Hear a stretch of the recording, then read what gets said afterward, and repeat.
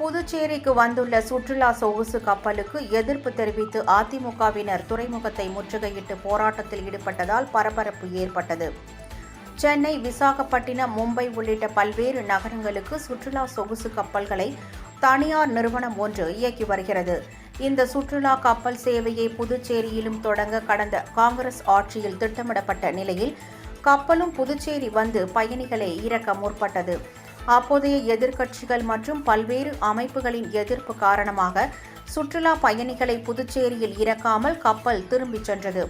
இந்நிலையில் தற்போது ஆட்சியில் உள்ள என்ஆர் காங்கிரஸ், பாஜக கூட்டணி அரசு இந்த கப்பல் புதுச்சேரியில் சுற்றுலா பயணிகளை இறக்கி ஏற்ற அனுமதி அளித்தது. இதையடுத்து பல்வேறு எதிர்ப்புகளுக்கு மத்தியில் இன்று புதுச்சேரி வந்த சுற்றுலா சொகுசு கப்பல் துறைமுகத்தில் சுற்றுலா பயணிகளை இறக்கிவிட்டது. அப்போது சுற்றுலா கப்பல் வருகைக்கு எதிர்ப்பு தெரிவித்து துறைமுக வளாக வாயிலில் அதிமுகவினர் 100க்கும் மேற்பட்டோர் போராட்டத்தில் ஈடுபட்டனர்.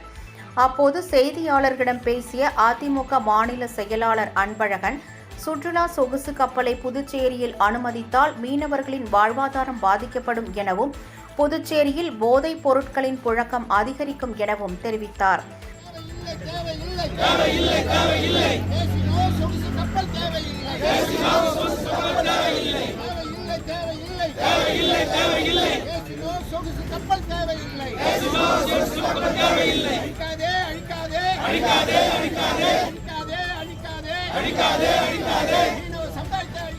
இதனிடையே சொகுசு கப்பல் மூலம் புதுச்சேரி வந்த சுற்றுலா பயணிகளுக்கு சுற்றுலாத்துறை செயலாளர் மணிகண்டன் பூங்கொத்து கொடுத்து வரவேற்றார். பின்னர் செய்தியாளர்களிடம் பேசிய அவர், புதுச்சேரி ஒரு ஆன்மீக பூமி என்றும் சுற்றுலாவை மேம்படுத்த அரசு பல்வேறு நடவடிக்கைகளை எடுத்து வருவதாகவும் கூறினார். அப்போது சொகுசு கப்பலின் வருகையால் மீனவர்களின் வாழ்வாதாரம் பாதிக்கப்படும் என்ற அரசியல் கட்சிகளின் குற்றச்சாட்டு குறித்து கேள்விக்கு பதிலளித்த அவர், மீனவர்கள் வாழ்வாதாரம் எந்த வகையிலும் பாதிக்கப்படாத வகையில் அனைத்து நடவடிக்கைகளும் மேற்கொள்ளப்படும் எனவும், சுற்றுலா பயணிகளின் வருகையால் மீனவர்களின் வாழ்வாதாரம் உயருமே தவிர பாதிக்காது எனவும் தெரிவித்தார்.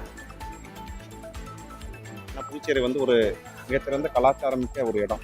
சுற்றுலாத்துறைக்கு மட்டுமல்ல, ஒரு கலாச்சாரத்துக்கும் சிறந்த இடம். நம்மளுடைய கலாச்சாரங்கள் நம்மளுடைய அதன் பண்பாட்டு விளிமியங்கள் அத்தனையுமே வெளி மாநிலத்தை சேர்ந்தவர்கள், வெளிநாட்டினர் கூட தெரிஞ்சுக்கிறதுக்கான ஒரு அருமையான வாய்ப்பு. ஸோ இது சுற்றுலாத்துறைக்கு கிடைத்த இந்த வாய்ப்பை நாங்கள் சரியாக பயன்படுத்தி எந்த தவறும் நிகழாத பட்சத்தில் நடத்தி கொடுக்கணுங்கிறதுல உறுதியாக இருக்கும். அதுதான் முதல் கப்பல் இன்றைக்கி வந்திருக்குது. இதில் கிடைக்கக்கூடிய ஃபீட்பேக், எங்களுக்கு கிடைக்கக்கூடிய அந்த ஃபீட்பேக்கை வச்சு இன்னும் ஏதேனும் அதை இம்ப்ரூவைஸ்டு சர்வீஸ், இன்னும் கொஞ்சம் கூடுதல் வசதிகளோ கூடுதல் இடங்களை காமிக்கிற அது மாதிரியான விஷயங்கள் செய்வதற்கும் திட்டமிட்டு நாங்கள் செய்வோம்.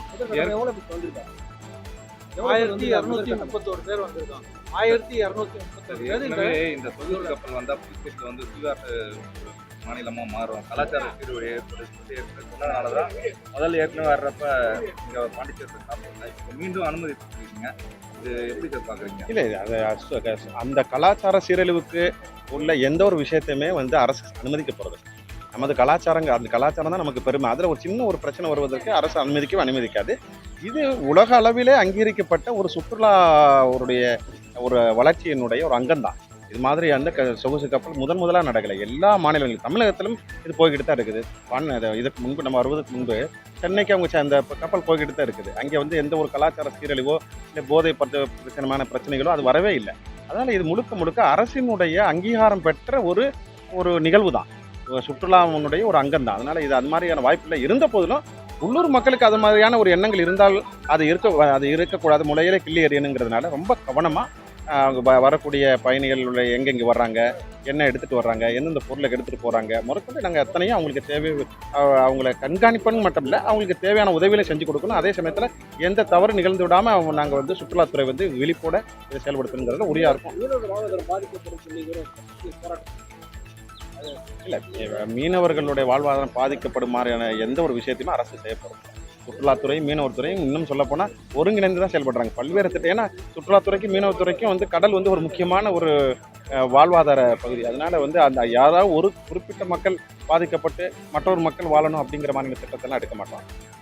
அந்த கப்பல் வருகின்ற சமயத்தில் ஏதேனும் ஒரு மீனவ மக்கள் யாரேனும் அந்த போட்டில் அவங்க போகிற மாதிரி ஒரு சூழ்நிலை ஏற்பட்டால் அவங்களுக்கு முன்கூட்டியே ஒரு தகவலை கொடுத்து கொஞ்சம் நேரம் இருக்க வச்சு அதுக்கடுத்து அவங்க மறுபடியும் தங்களுடைய தொழிலை பண்ணிக்கிடுவாங்க. அதனால் எந்த ஒரு பிரச்சனையும் அவங்களுக்கு வரப்போகிறது. இன்னும் சொல்லப்போனால் மீன் வளத்தை பெருக்குவதற்கு கூட இந்த திட்டங்கள் பயன்படுத்தலாம். அங்கே இருக்கக்கூடிய ஒரு 1000 பேர் 1000 பேர் வந்து இறங்கும் பொழுது அவங்களுக்கு நம்ம ஒரு நல்ல நல்ல டிஷ்ஷஸ் கொடுக்கலாம், நம்மளுடைய கடல் உணவுகளை கொடுக்கலாம். அது எந்த வகையிலும் பாதிப்படையாது. அப்படி பாதிப்பு வரும் பட்சத்தில் ஏதேனும் சின்ன பாதிப்பு இருந்தாலும் கூட அதை உடனடியாக சரி செஞ்சு மறுபடியும் மக்களுக்கு சரியான தொழிலை கொடுப்பதற்கு ஏற்படும்.